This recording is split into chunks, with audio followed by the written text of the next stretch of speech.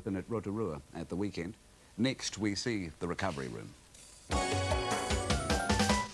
Two men have just spent the weekend in the intensive care ward at Rotorua Hospital. Now, this was their prize for competing in the country's most popular marathon at Rotorua. This is not a story about the winners. This is a story about valiant hearts who bust a gut.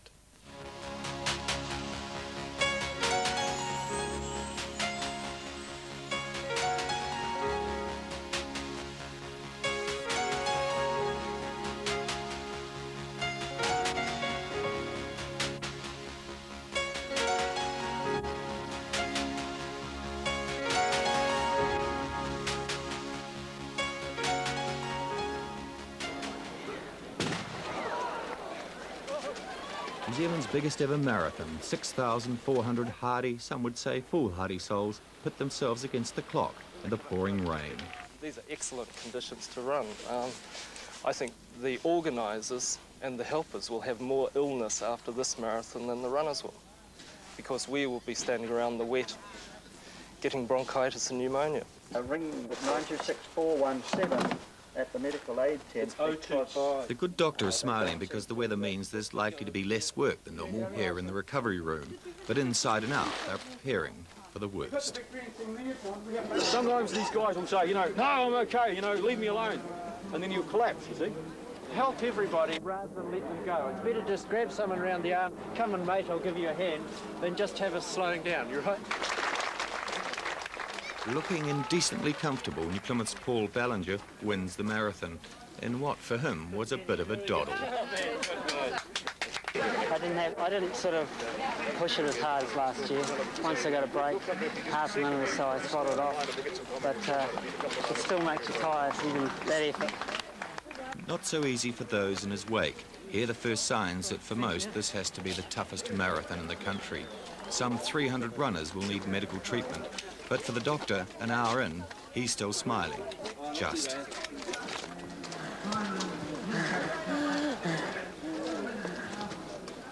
How's it looking? Oh, I think the runners are looking excellent. They're in excellent condition.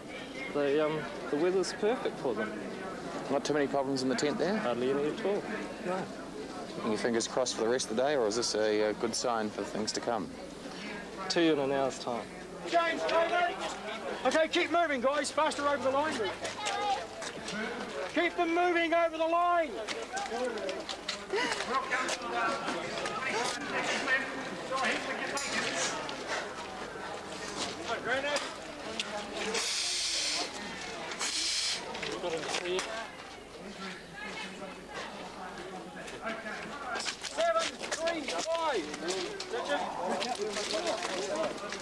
Okay, take them out, guys.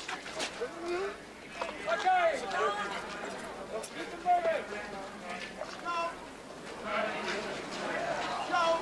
Keep them moving. Go. Keep them moving. Keep them moving, guys. Faster. He's not turned around the wrong way. 6, 9.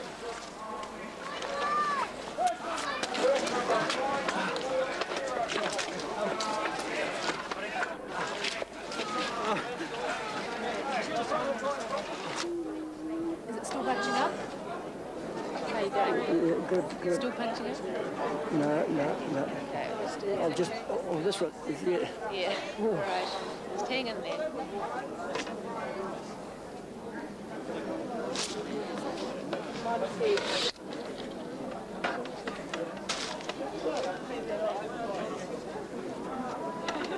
Just can't keep anything down. It keeps going, coming right going off again. Put your head down on there. Just try and keep that arm straight. That's it. I just vomited, I'm really all right. Okay, would you like a drink or something? Cup of tea? No, thank you. No, you better have something though.